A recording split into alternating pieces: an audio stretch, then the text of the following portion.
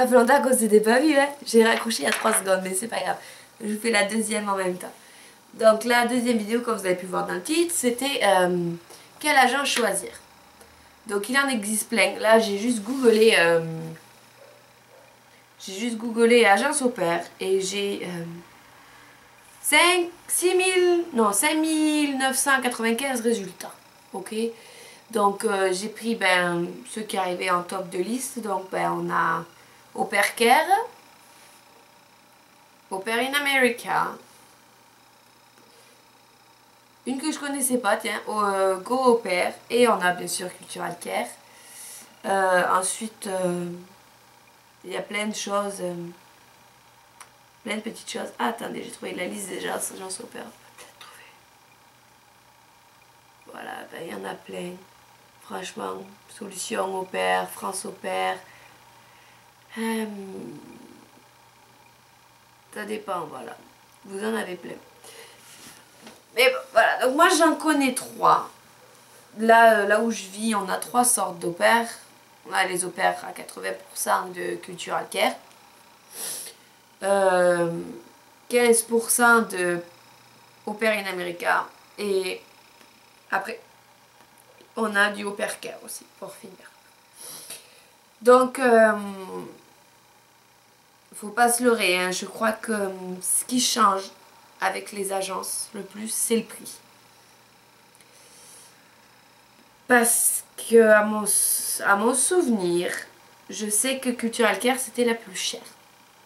C'est la plus chère si tu t'amuses à prendre toutes les options. Les options santé, les options assurance sportive, etc. Je vais en revenir plus tard. C'est la plus chère aussi parce que maintenant il n'y a plus de caution, on ne te rend plus ton argent en rentrant. Chose que certaines agences continuent à faire. Si je me trompe pas. Je suis en train d'essayer de chercher les prix. J'ai pas bien travaillé, j'ai pas fait les informations au début. Mais sans parler d'argent. Parce que, ok, c'est bien un détail qui est décisif. Parce qu'on dit que l'argent c'est le nerf de la guerre. Mais, entre autres. On va dire que moi ce qui m'a fait choisir Cultural Care, Au Pair déjà, c'est parce que Au Pair in America. Non, c'était pas Au Pair in America, c'était. Qu'est-ce que j'avais regardé comme autre truc aussi?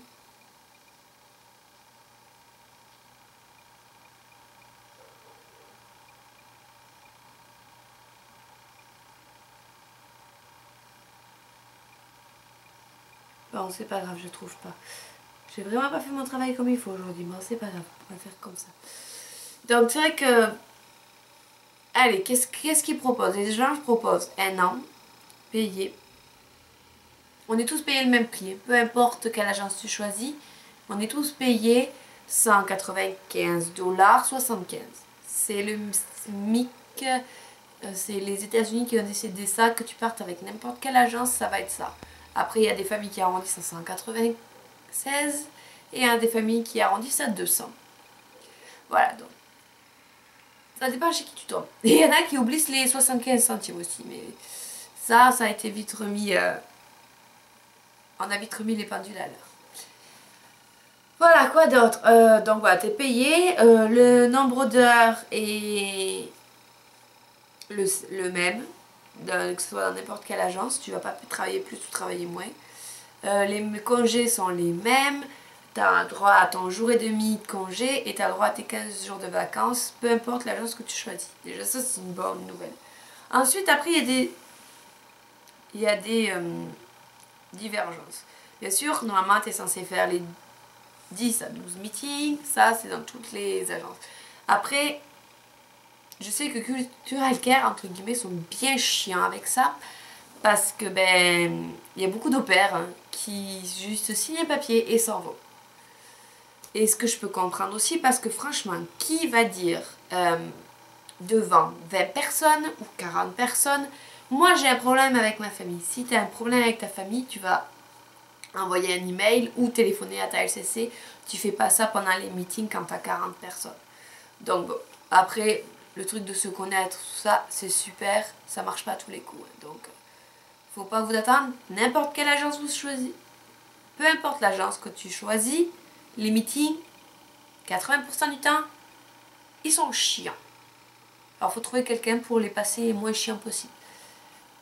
Voilà, c'est chiant. C'est une obligation. Alors, des fois, ça te bouffe tes week-ends parce que tu as le meeting en plein milieu de l'après-midi, le samedi, donc tu peux rien faire. Des fois, c'est le soir, donc tu es obligé de courir après ta journée de boulot, d'y aller, et tu n'as pas envie parce que tu es fatigué. Voilà, c'est ça. Chose qui ne change pas, peu importe l'agence que tu choisis. C'est le nombre d'heures que tu dois faire à l'école. Voilà. Donc ça change pas, peu importe quelle l'agence que tu choisis. Après, je sais que j'ai une copine allemande qui est avec Au Pair Care et qui a des heures de volontariat obligatoires à faire. Elle doit se porter volontaire dans une association, dans une structure, donc elle fait du volontariat à l'école. C'est vrai que moi j'adore ça, mais moi j'adore ça personnellement, donc je le fais sans avoir l'obligation, mais je comprends que ça peut être chiant pour certains de se dire que c'est une obligation d'aller aider avec les enfants à l'école ou à l'église, ou je sais pas où est-ce qu'on peut aider, j'ai jamais essayé. Voilà, à part à l'école, non je fais pas. Donc moi là je vais vous parler de ce que je connais. Ce qui m'avait fait choisir Cultural Care au départ, c'est qu'on te demande de payer qu'une fois que tu as trouvé ta famille et que tu sais que tu vas partir. Calvin Thomas, c'est celle-là que j'avais. Et j'ai hésité entre Calvin Thomas et Cultural Care. Et Calvin Thomas, ce qui me plaisait pas, moi, c'était qu'on te faisait payer à ton inscription. On te faisait passer l'entretien, tu faisais ton dossier en même temps quasiment et tu payais déjà une partie. Et peu importe que tu trouves dans 3 semaines ou dans 6 mois ou dans 1 an. Moi, ça me gênait. J'aimais vraiment l'idée de si ça te plaît pas, si tu n'y arrives pas, si tu as autre chose, tu n'as pas engagé de l'argent pour rien. Donc c'est vrai que ça, c'était un avantage. Voilà. Après, moi, ce que j'ai aimé dans Cultural Care, c'est le soutien. Côté français, c'est clair qu'il est imbattable. Moi, j'ai jamais vu ça. Tu t'envoies un mail ou tu postes un truc sur Facebook et dans la demi-heure, l'heure ou la journée, en 24 heures, ils t'ont déjà répondu, ils t'aident. J'ai jamais vu ça. Donc c'est vrai que ça, c'est très appréciable. Ensuite, ce que j'avais aimé, voilà, les entretiens, les réunions entre pairs aussi qu'ils ont commencé à organiser. Le fait que tu puisses rencontrer des nouvelles et les nouvelles au pair qui vont partir en même temps que toi ou les anciennes qui viennent d'arriver. Donc ça, c'est vrai que c'est super. Et j'ai pas le souvenir d'avoir lu dans les blogs ou d'avoir entendu parler que les autres agences en faisaient. Ce qui est possible, je pense pas que ce soit les seuls qui en fassent. Mais voilà, on n'en entend pas parler. Qu'est-ce que j'avais aimé aussi, les ateliers dossiers. Qui prenaient une fois par mois, 1 heure, 1 heure et demie, pour t'aider à répondre aux questions sur ton dossier, comment fallait le remplir pour le rendre intéressant et tout ça. Ce sera une prochaine vidéo, ça, faire ton dossier. Voilà, donc ça c'est vrai que j'avais beaucoup apprécié. Puis, faut pas se leurrer, le site du Cultural Care, le site internet, il a quand même la classe. Et je crois que si tu as un bon design et tout ça, tu fais plus confiance à quelque chose qui est clair, net et précis qu'à un truc où il faut que tu cherches les informations ou justement tu n'as pas assez d'informations. Donc voilà. Voilà pourquoi moi j'ai choisi Cultural Care. Après on va dire oui c'est super cher. Mais attends, t'es pas obligé de tout prendre. Genre, ce qu'on ne sait pas dans le prix de base que tu payes, les frais de dossier, les 500 ou les 600 € que tu payes, dans ce que tu payes là, tu as déjà une assurance. Tu pars pas sans assurance rien qu'avec ça. Ce qui te fait payer très cher là, c'est l'assurance supplémentaire. C'est l'assurance de s'il se passe quelque chose, tu pourras t'en servir. Je suis là depuis 18 mois. J'ai jamais été chez le docteur encore. Donc, je vous le dis de suite, moi j'ai pas renouvelé ma super assurance super chère pour ma 2e année. J'ai dit ça me sert à rien. Voilà, ça me sert à rien, je m'en suis pas servi la première année, je m'en servirai pas la 2e. Puis si j'avais besoin de m'en servir, tant pis, c'est pas la fin du monde. Tu fais attention, puis c'est tout. Après voilà, il y a des gens qui ont la poisse, ceux qui savent qu'ils sont malades tout le temps, qui ont la poisse. Allez-y, prenez-la. Mais sachez que ben voilà, déjà si tu l'as pas, c'est d'une façon ou d'une autre, t'es couvert. L'assurance Athéna qui te font payer, en fait, elle est intéressante si tu vas souvent chez le docteur. Tu as des réductions de si tu vas souvent chez le docteur. Si tu vas qu'une fois, ça sert quasiment à rien, tu payeras quasiment le même prix. Donc voilà, arrêtez de stresser. C'est cher, oui. Tout est cher, tout a un prix. Mais voilà. Après, la carte téléphone, franchement, avec la Wi-Fi, le Skype et tout ça, on n'a pas besoin d'une carte prépayée. Non, non, non. Voilà, je vais arrêter de me regarder, ça me stresse de me voir dans l'écran de la caméra. Donc voilà, t'as pas besoin d'une carte prépayée de téléphone. Donc déjà, tu gagnes quoi? 20, je sais plus. Ensuite, le sac rose. Le sac rose avec qui a cassé. Hein. Moi, il a explosé en avril. Voilà, donc je me suis même pas fait remplacer. Ce que je comprends, mais si tu dois faire remplacer tout le sac qui casse, mais bon, ça m'a fait un peu chier sur le coup. Donc le sac a cassé. Ensuite, le super calepin avec le super crayon et le petit tour de cou. À part être rose bonbon, franchement, c'est pas la mort si vous l'avez pas. Oh, et cette super petite carte là,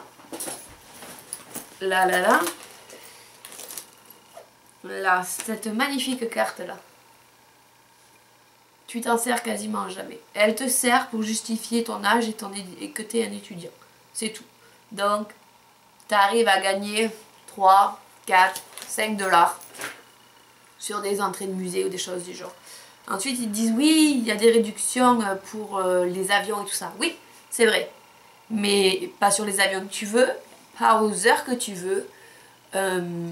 Donc, en gros, elle nous sert, hein, mais pas autant qu'ils te la disent. Donc, si vous la voulez pas, hein, c'est pas la peine, vous ne perdez pas grand chose.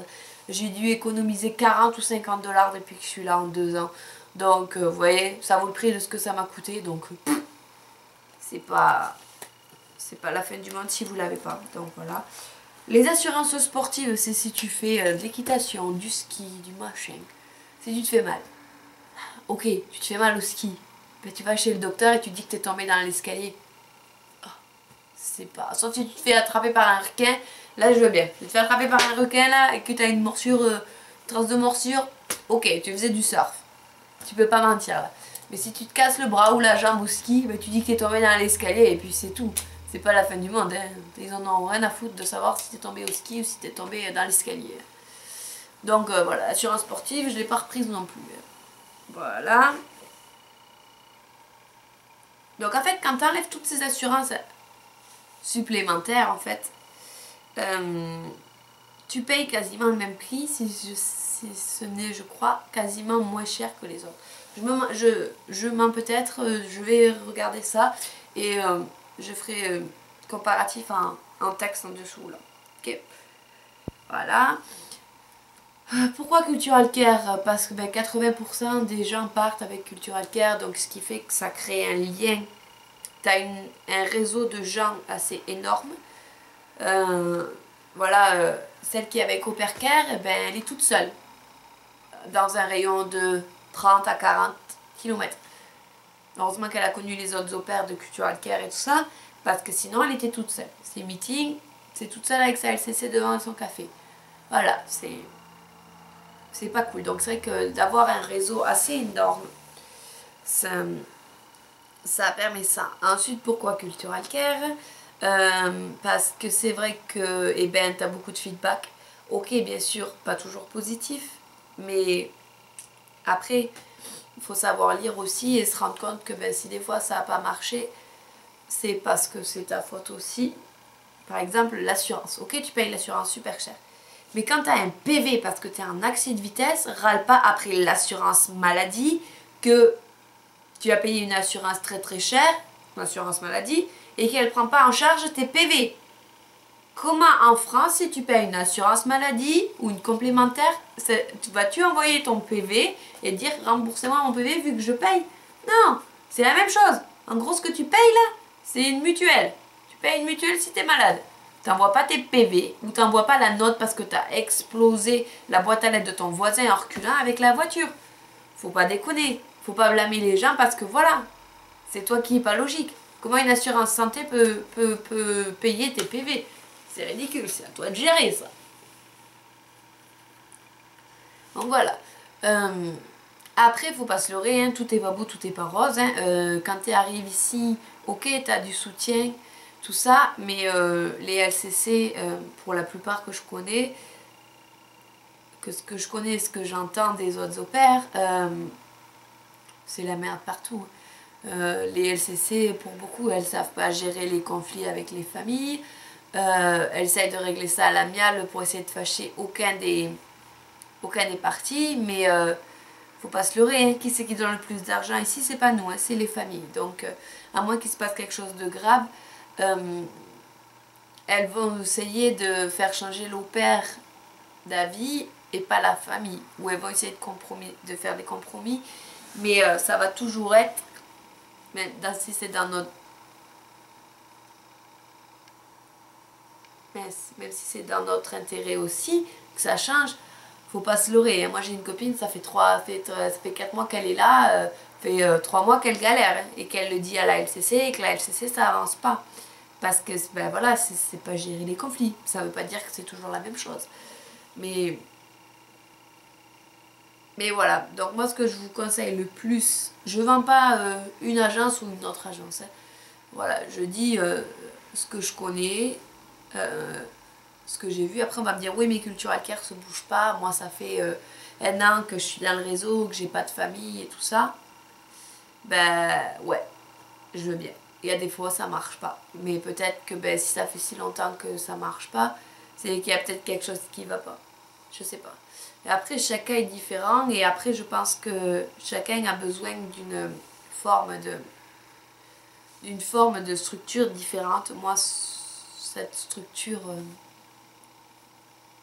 industrielle, on dira d'opère, tu prends une opère et tu la changes et tout ça, m'allait très très bien. Le fait catalogue là, que tu puisses lire les choses sur ta famille, que ce soit tout sur internet, que tu puisses lire, que on t'envoie des mails et tout ça, j'adore. Il y en a qui vont préférer des trucs plus simples, comme les associations. Je sais qu'il y avait une opère quelques mois, Marie, qui avait envoyé un mail un lien Facebook, j'essaierai de vous le retrouver pour vous le mettre sur la vidéo, un lien d'une association qui faisait partir les opères sans avoir la grande agence comme ça. Mais je sais pas, avec tout le bien que ça peut faire, je crois que cette agence-là, n'importe quelle agence, n'importe quelle grosse agence qui a un peu d'expérience et qui ramène un peu de monde, inconsciemment, je crois que je suis plus rassurée que de dire je suis partie toute seule ou avec une petite association. Voilà. Si tu trouves pas l'aide quelque part avec une grosse agence, tu peux la trouver ailleurs. Tu vas toujours trouver quelque chose. Ta SCC te plaît pas, ben tu vas à la SCC d'à côté, quoi. T'as pas besoin de faire 20 km. Donc voilà. Moi j'ai choisi Cultural Care. J'en suis contente, sincèrement. Vraiment, il fallait que je re-signe pour aller dans un autre pays. Je re-signerai. Ou pour refaire les États-Unis aussi, mais dans un autre état. Je re-signerai, on me demanderait de re-signer là, je re-signerai de suite. Après, voilà, ça n'engage que moi. Je veux forcer personne à le faire. Ou à le faire avec Cultural Care en tout cas. Moi, j'ai jamais eu de problème. Peut-être que je suis chanceuse, tu vois, je me suis jamais cassé la jambe, j'ai jamais eu personne qui a été malade. Mais je peux comprendre que les démarches administratives que tu as à faire quand il y a un souci, ben, c'est compliqué. Parce qu'il faut que ça passe à travers 2 pays, 2 systèmes différents, qu'il y a de la loi et qu'on ne peut pas aller plus vite que la musique et tout ça. Donc c'est vrai que je comprends pourquoi il y en a qui sont frustrés et qui râlent. Je comprends ceux qui sont contents aussi. Donc je pense que ben voilà, comme toujours, eh ben on n'écoute pas qu'un son de cloche, on en écoute